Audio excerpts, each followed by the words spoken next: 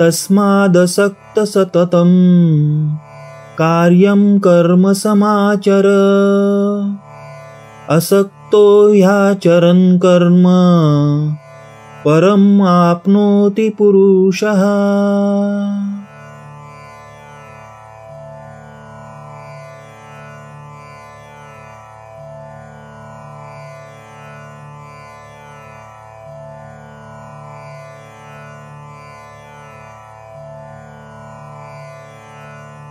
केशवादी ब्राह्मभक्तांना कर्मयोगासंबंधी उपदेश।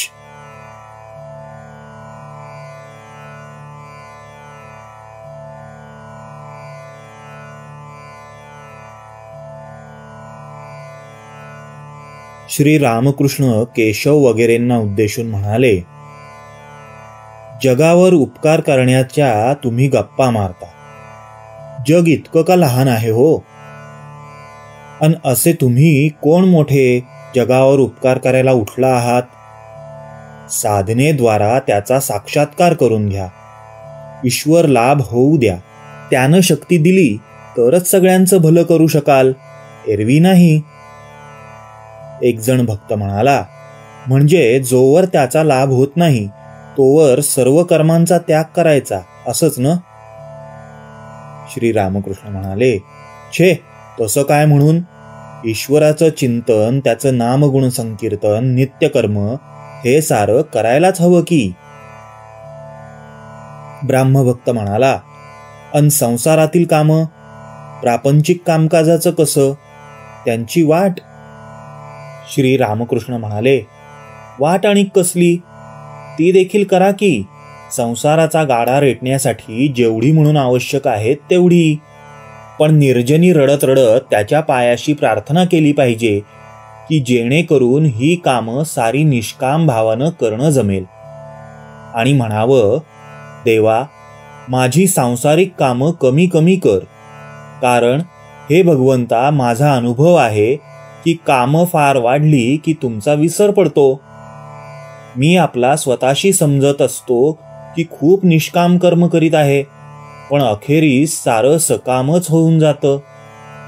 दानधर्म अंमळ अधिक करू जाताच नावलौकिकाची इच्छा येऊन पछाडते।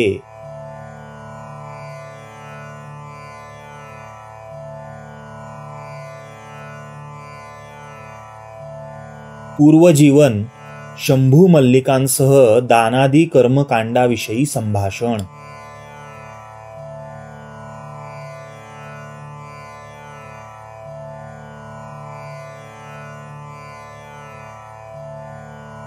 शंभू मल्लिक इस्पितळं, दवाखाने, शाळा, रस्ते, पुष्करणी वगैरे बांधण्याविषयी म्हणत होता। मी त्याला म्हणालो, समोरच येतील अन केल्याखेरीज अगदी भागणारच नसेल तीच कामं निष्काम होऊन करावीत। मुद्दाम हुडकत जाऊन कामांची बजबजपुरी माजवू नये, त्यानं माणूस ईश्वराला पारखा होतो। काली घाटावर जाऊन दानच करायला लागला, काली दर्शन बापडं राहूनच गेलं। कसं तरी करून जरूर तर धक्के बुक्के खाऊन आधी कालीचं दर्शन घेऊन टाकावं, त्यानंतर मग दान वाटेल तितकं करा किंवा नकाही करू। इच्छा असल्यास खूप करा, ईश्वर लाभासाठी तर कर्म। शंभूला म्हणूनच म्हणालो की जर परमेश्वर तुझ्या समोर येऊन उभा राहिला तर त्याला काय म्हणशील की काही इस्पितळं अन थोडे दवाखाने बांधून द्या म्हणून?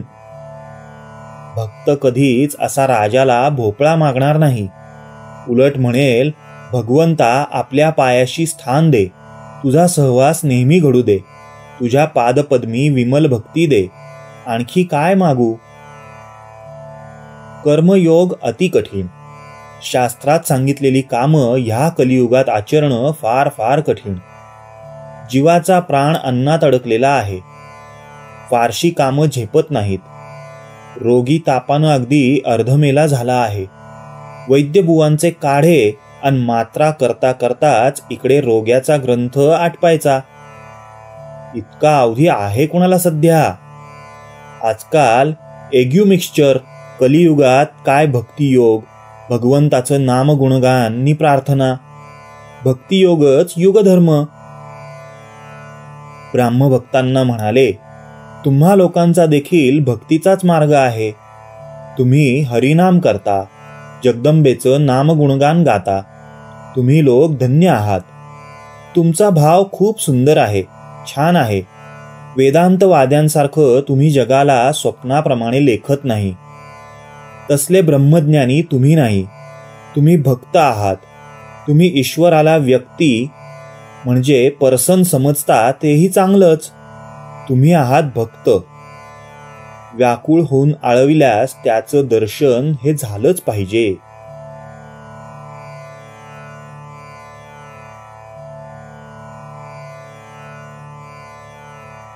सुरेंद्रांच्या घरी नरेंद्र वगैरेंसह.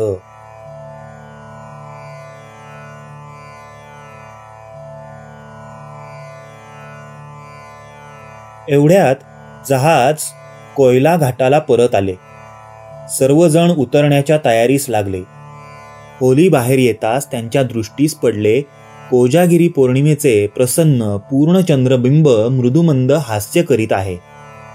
भागीरथी प्रवाहावर ज्योत्स्नेचा लीलाविलास चालला आहे. तीरावरील वृक्षराजी, गृहमाला, नौकासमूह सर्व काही रजत स्नात होऊन अपूर्व सुषमामंडित दिसत होते. श्री रामकृष्णांसाठी गाडी आणण्यात आली. थोड्या वेळानंतर मास्तर व आणखी 1-2 भक्त यांच्यासह श्री रामकृष्ण गाडीत चढले. केशवचंद्रांचे पुतणे नंदलालही गाडीत बसले. ते बरोबर थोडे दूरपर्यंत जातील.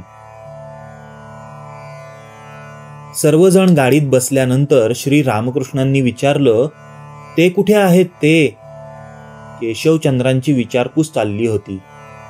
केशवबाबूही तितक्यातच येऊन हजर झाले. त्यांनी येऊन विचारले, यांच्याबरोबर कोण कोण जाणार आहेत?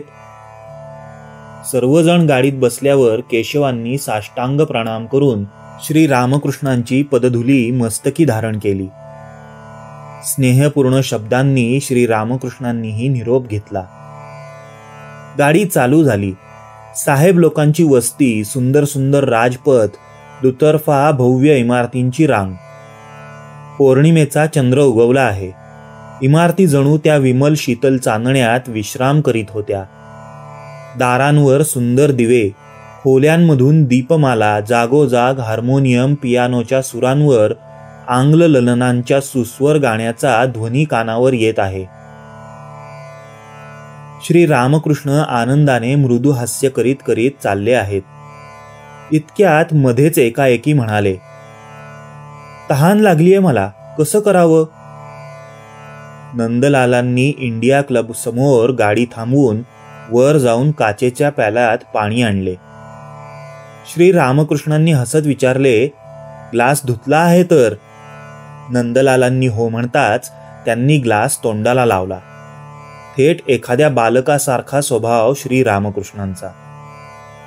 गाडी चालू होताच खिडकीतून डोके बाहेर काढून आजूबाजूची माणसे, गाडी, घोडे, चंद्रप्रकाश इत्यादी ते मोठ्या उत्साहाने पाहू लागले. प्रत्येक गोष्टीत आनंद. नंदलाल कलूटोल्याला उतरले. श्री रामकृष्णांची गाडी सिमुलिया स्ट्रीटवरील श्रीयुत सुरेशचंद्र मित्रांच्या घरासमोर येऊन पोहोचली. श्री रामकृष्ण त्यांना सुरेंद्र म्हणीत. सुरेंद्र श्री रामकृष्णांचे एक परम अनुगत भक्त आहेत. पण सुरेंद्र घरी नाहीत, आपल्या नवीन बगीचात गेले आहेत. घरातील माणसांनी बसायला खालची खोली उघडून दिली. गाडीचे भाडे चुकते करायचे आहे, कोण देणार? सुरेंद्र घरी असते तर पंचायत नव्हती. श्री रामकृष्ण एका भक्ताला म्हणाले, भाडं आतून बायकांजवळून मागून घे ना. आपल्या यजमानांचं माझ्याकडे येणं जाणं आहे हे का त्यांना अगदी माहीत नसेलच की काय? नरेंद्र त्याच मोहल्ल्यात राहत असत. श्री रामकृष्णांनी त्यांना बोलावणे पाठवले. इकडे घरातील मंडळींनी श्री रामकृष्णांना वरच्या मजल्यावरील बैठकीत नेऊन बसवले. खोलीत सतरंजीवर चादर अंथरलेली असून त्यावर 4-2 तक्के ठेवलेले होते. भिंतीवर सुरेंद्रांनी मोठ्या प्रयासाने तयार करविलेले एक तैलचित्र टांगलेले आहे. चित्रात केशवांना श्री रामकृष्ण दाखवत आहेत हिंदू, मुसलमान, ख्रिस्ती, बौद्ध वगैरे धर्माचा समन्वय, तसेच वैष्णव, शाक्त, शैव इत्यादी सर्व संप्रदायांचाही समन्वय. श्री रामकृष्ण बसल्या बसल्या हसत हसत संभाषण करीत आहेत. एवढ्यात नरेंद्र येऊन पोहोचले. तेव्हा तर श्री रामकृष्णांचा आनंद जणू द्विगुणित झाला. ते म्हणाले, आज केशव सेनांबरोबर आगबोटीत बसून कसं मजेदार फिरायला गेलो होतो आम्ही. विजय सुद्धा होता बरोबर. हेही सारेजण होते. मास्तरांकडे बोट दाखवून म्हणाले, यांनाच विचार की कसं आज विजयला अन केशवला म्हणालो, मायलेकींचा वेगवेगळा मंगळवार अन जटिल कुटील नसल्यास खेळ रंगत नसतो म्हणून. हेच सारं काही सांगतील तुला. मास्तरांना म्हणाले, खरं की नाही हो? मास्तर म्हणाले, होय महाराज, खरंच.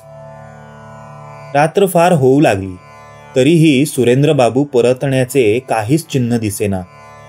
श्री रामकृष्णांना दक्षिणेश्वरी जायचे. जास्त उशीर करून चालणार नव्हते. रात्री 10:30ची वेळ.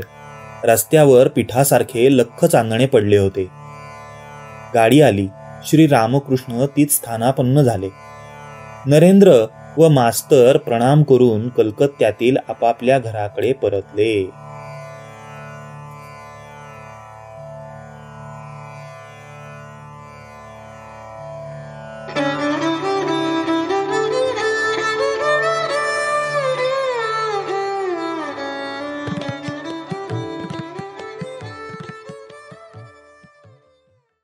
आपण आत्ता ऐकत होतात लेखक श्री महेंद्रनाथ गुप्त उर्फ श्री म लिखित श्री रामकृष्ण कथामृत या मूळ बंगाली स्मृती ग्रंथाचा स्वामी शिवतत्वानंद यांनी केलेला मराठी अनुवाद श्री रामकृष्ण वचनामृत. चित्रामृतच्या प्रस्तुत श्री रामकृष्ण वचनामृतचे वाचन केले आहे मोहिनीराज भावे यांनी.